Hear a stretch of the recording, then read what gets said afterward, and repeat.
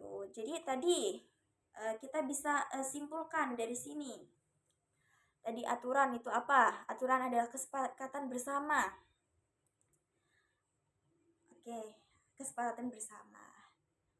Ayo dari sini anak-anakku, apakah ada yang ditanyakan? Apakah ada yang belum dipahami dari aturan itu tadi? Oke, sepertinya anak-anakku semuanya pada paham ya, karena pada mendengarkan penjelasan ibu dengan anteng dan memahami. Terima kasih ya anak-anakku karena sudah mau belajar pada pagi hari ini. Tadi kita sudah belajar tentang apa saja? Ya, aturan. Pertama, aturan itu adalah kesepakatan bersama yang kita perlu patuhi.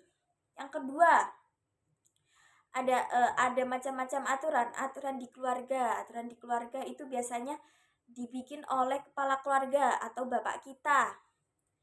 Terus yang ketiga, ada aturan di sekolah tadi yang sudah kalian pelajari di kelas 3. Aturan di sekolah ini disepakati dan tertulis.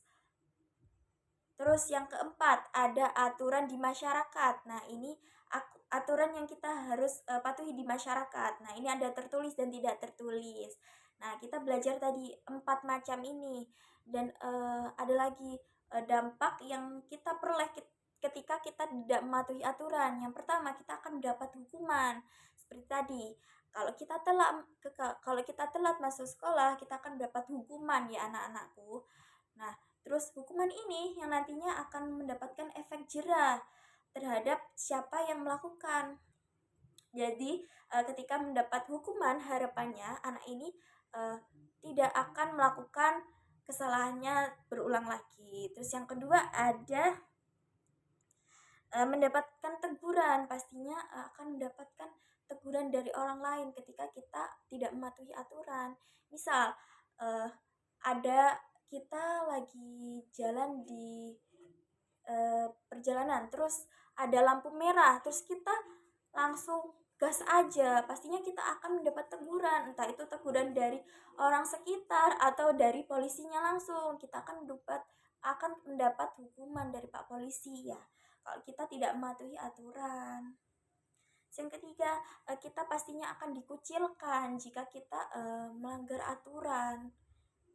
Akan dikucilkan, bisa saja akan tidak ditemani oleh teman kita. Karena teman kita yang akan menemani kita akan merasa malu pastinya mempunyai teman yang suka melanggar aturan. Dan yang keempat, akan menimbulkan rasa bersalah pastinya. Ketika kita melanggar sesuatu, pasti hati kita itu akan tergerak. Oh ya, harusnya aku tidak melakukan seperti ini. Jadi rasa bersalah itu akan berkalut terus di pikiran kita dan di hati kita. Jadi perlu digarisbawahi ya teman-teman, kita ya anak-anak, kita tidak boleh melanggar aturan. Aturan itu emang diciptakan untuk kita patuhi, dan jika kita larang, kita pasti akan terkena dampaknya. Oke, terima kasih anak-anakku karena sudah mau belajar pada pagi hari ini. Tadi kita belajar itu, semoga harapannya kalian akan mematuhi peraturan dimanapun kalian berada. Jika kalian di rumah, ya patuhi aturan di rumah. Kalau kalian di masyarakat, ya kalian bermasyarakat menjadi masyarakat yang baik, yang patuh aturan. Jika kalian di sekolah, kalian tidak boleh bolos dan harus patuh aturan. Kalau enggak, kalian akan mendapatkan hukuman. Ya, betul sekali anak-anakku. Good job semuanya. Beri tepuk tangan untuk kita semuanya. Baik, karena tadi kita sudah dimulai dengan doa, kita tutup materi ini dengan berdoa juga agar ilmu yang kita dapatkan bermanfaat untuk kemudian hari. Ayo silakan nak, siapa yang mau berdoa? Ayo silakan nak. Terima kasih karena sudah memimpin doa. Oke, hati-hati ya di jalan anak-anakku. Ibu pamit. Titip salam kepada orang tua kalian. Assalamualaikum warahmatullahi wabarakatuh.